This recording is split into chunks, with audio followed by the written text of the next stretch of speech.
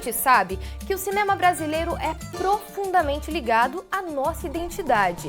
São histórias que retratam toda a diversidade do nosso país. E dia 5 de novembro, ou seja, amanhã, é comemorado o Dia do Cinema Brasileiro. Uma data para valorizar quem é responsável pela sétima arte no nosso país.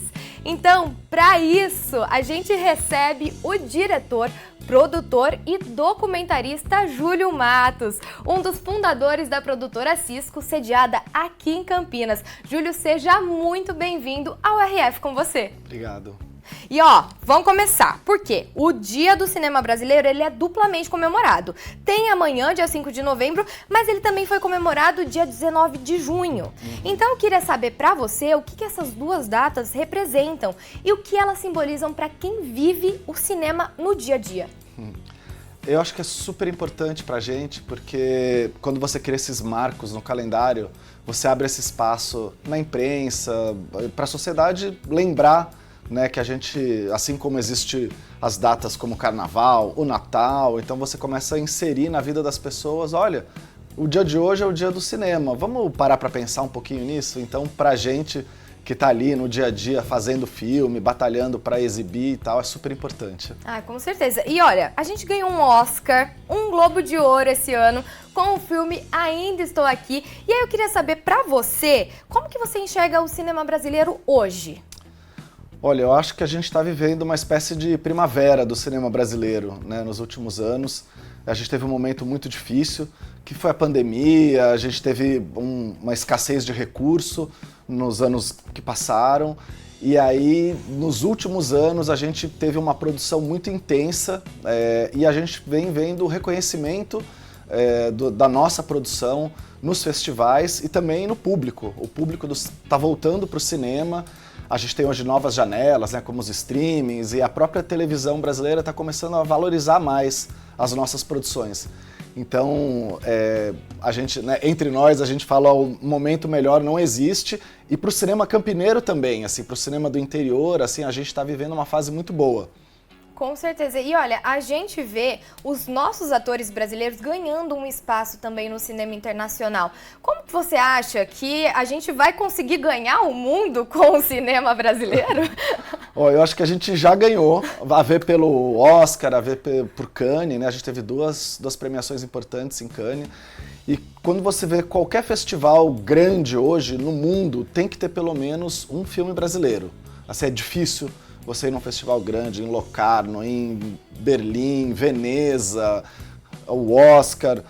Hoje em dia o cinema brasileiro está muito presente. Se pensar que são 100 e tantos países que produzem cinema e o Brasil está em todos eles, é um reconhecimento de que o nosso cinema é realmente importante para o mundo.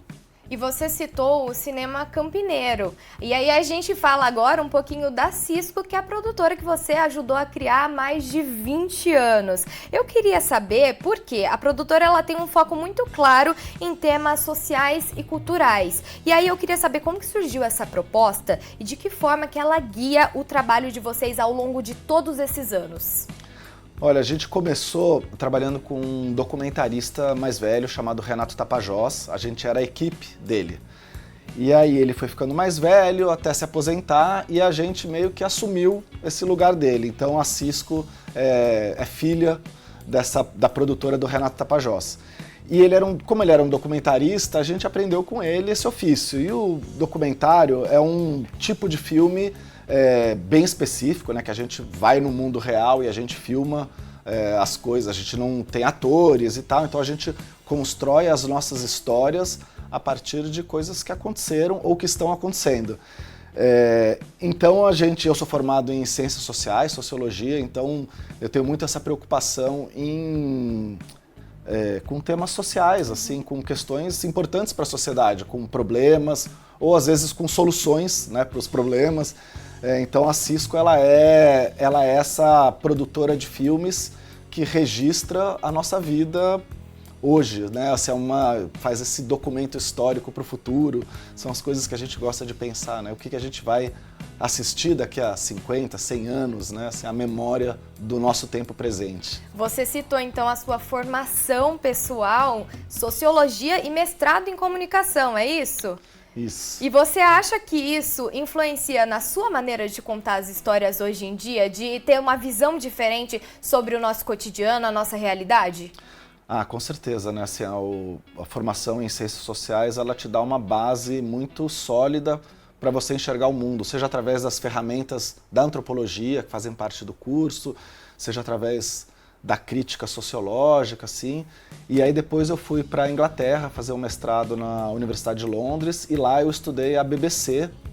E a BBC é a maior produtora de documentários do mundo, assim, ela tem embora seja uma televisão, ela é uma produtora gigantesca de filmes documentais. E a Inglaterra, diferentemente de muitos países, o documentário ele é muito valorizado. A população assiste, o documentário passa quase todo dia em horário nobre na televisão. Então existe uma cultura do documentário lá muito importante. Assim, as pessoas, você vai no bar lá, as pessoas estão conversando sobre documentário. É muito incrível isso, né? Os documentaristas lá são celebridades. Então assim, foi uma experiência muito legal voltar para cá e falar assim, não, eu vou fazer documentário, eu vou registrar a vida na minha cidade, no meu país, vou contar histórias a partir de histórias reais. E como que você vê a aceitação do público brasileiro em relação aos documentários? Porque lá fora eles são muito bem aceitos, mas aqui o povo brasileiro consome documentário? Ó, eu acho que a gente está abrindo esse espaço. Assim, acho que a gente tem documentários importantes hoje no Brasil que ganharam muita notoriedade, né? Como os filmes da Petra Costa. Eu acho que ela abriu aí um universo muito grande, muito importante para todos nós. Valorizo muito o trabalho dela. Eu acho que a gente tem documentaristas importantes na história do documentário, mas que são de público mais restrito. Mas essa mudança que está tendo no paradigma de assistir audiovisual com o celular, com os streamings e a mesma televisão está abrindo mais espaço para produção independente, eu acho que isso está aumentando o leque de espectadores, que não é no Brasil hoje em dia não é o grande público. Acho que o grande público hoje está mais interessado nas obras de ficção, mas acho que a gente está encontrando o nosso público, assim, e está deixando de ser um gênero de cinema muito restrito, como já foi no passado, que era só daquelas pessoas que gostavam de ir ao cinema assistir. Hoje em dia tem um grande público interessado na vida real, assim, nas histórias reais. Isso pra gente é muito gratificante, fazer um filme e encontrar o seu público. Sim, e essa ascensão do streaming também é o que facilita, né, as pessoas terem acesso ali ao documentário que está dentro daquela plataforma. Então é muito mais fácil da pessoa chegar até aquele conteúdo do que era antes, não é verdade? É muito, não, é muito incrível. E às vezes a gente fez o nosso primeiro filme, a gente colocou ele depois de um tempo que circulou nos festivais, a gente colocou ele no YouTube, gratuitamente. E para nossa surpresa, algum tempo depois, tinha 100 mil visualizações. Assim, para um documentário independente, feito no interior, a gente falou, uau, realmente é uma ferramenta muito boa para encontrar o público. E olha, na sua opinião, quais são os principais desafios do cinema independente brasileiro hoje? Olha, eu acho que a sustentabilidade financeira, assim, porque assim, tem vários cinemas, né? A gente que faz cinema no interior, a gente tem uma luta um pouquinho mais árdua do que quem está na capital, porque a gente aqui está distante das grandes distribuidoras, a gente está distante dos grandes canais de televisão, mesmo da rede de cinemas. Então, assim, a gente tem uma luta pela sobrevivência, que é difícil. E a sobrevivência implica em conseguir recurso para fazer os filmes, conseguir parceiros, conseguir acessar os grandes canais, as grandes distribuidoras. Eu acho que isso, para a gente, é o nosso dia a dia, assim, né? Como é que a gente vai pagar as contas amanhã? E acho que o grande desafio macro mesmo, assim, é isso que a gente estava falando de encontrar o público. Porque quando você encontra o público, o problema está resolvido. Uhum. Porque aí as portas se abrem, as pessoas assistem, as pessoas comentam, as pessoas pagam ingresso, as pessoas compram no streaming e circulam. Então quebrar essa barreira de você fazer um filme e ninguém assistir é muito difícil. Então esse é o nosso grande desafio, o desafio de qualquer cineasta, seja ele pequeno, seja ele grande, é encontrar, porque o público ele existe, assim, para qualquer tipo de filme, a gente sabe que ele existe, a gente só precisa acessar. Sim, mas o cinema independente brasileiro também tem potencial. Quais são essas potencialidades que você vê? Ó, eu acho que a principal é falar a nossa língua, mostrar o nosso sotaque, contar pra gente as nossas histórias, assim, a gente tem um retorno muito bonito quando as pessoas assistem o filme e falam, nossa, é o meu bairro, é a minha história, é a nossa cidade, tipo, eu vivi isso também. Então, isso em todos os níveis, né? Quando você faz um filme como, né, o filme do Walter Salles, Eu Ainda Estou Aqui, assim, as pessoas se reconhecem na história, e o cinema brasileiro está repleto de experiências assim, né? Das pessoas se verem e gostarem de se ver. Eu acho que isso é o principal potencial, e isso é o que a gente mais tem que defender. Porque a gente sabe que em outros países existem filmes maravilhosos e a gente também quer ver outras histórias de outras culturas. Mas pra gente, enquanto brasileiro, enquanto campineiro, pra gente é super importante a gente também se ver na tela.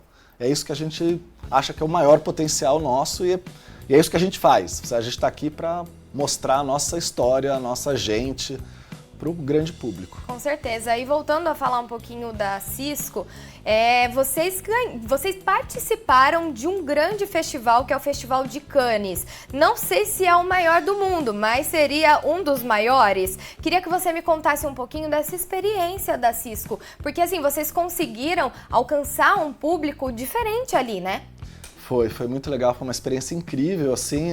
Esse ano foi a comemoração dos 200 anos de relação entre Brasil e França, relação comercial.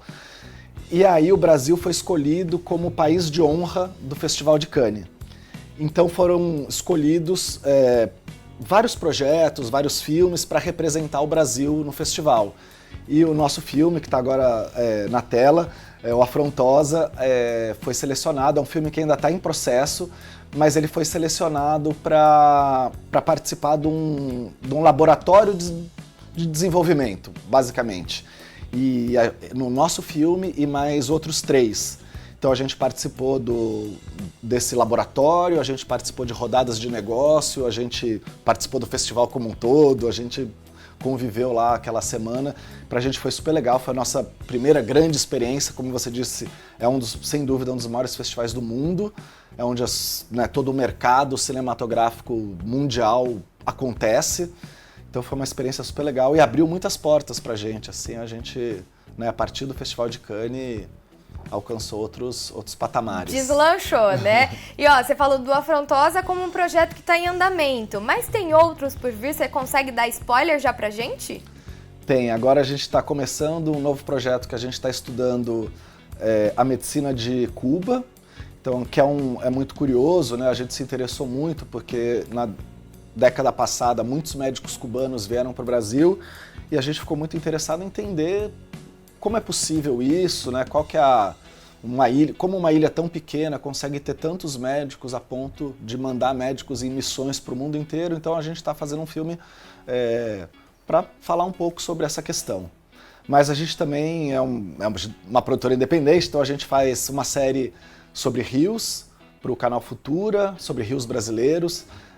A gente tem uma série também sobre instrumentos da cultura popular brasileira. A gente tem um outro filme que estreou no Festival de Gramado esse ano, sobre uma etnia indígena do Alagoas, chamado Os Cariri Chocó. O filme é Até Onde a Vista Alcança, que inclusive vai passar na Dunicamp, vai ter uma estreia na semana que vem, dia 13, gratuita. Ah lá, fica o convite pro pessoal aí de casa, hein? E a gente também tem vários curtas. Eu fiz um curta com material de arquivo da minha época de faculdade, um filme de memória chamado Utopia Muda. São muitas produções. Nossa, então, se a gente ficar aqui, a gente vai o programa inteiro falando do que a Cisco está produzindo. Mas pra gente finalizar, qual que você acha que é o futuro do cinema brasileiro daqui pra frente? Eu acho que a gente tem uma luta muito difícil agora, que é regulamentar os streamings no Brasil, que é uma novidade, né? Não tão recente, mas é uma novidade pra gente, que carece de uma regulamentação, como as televisões são regulamentadas, como o celular é regulamentado. A gente está numa luta super importante, que é para que eles paguem impostos, como todos têm que pagar, que é para que eles contribuam com a atividade cinematográfica brasileira, como todos os veículos de comunicação, como as distribuidoras internacionais contribuem.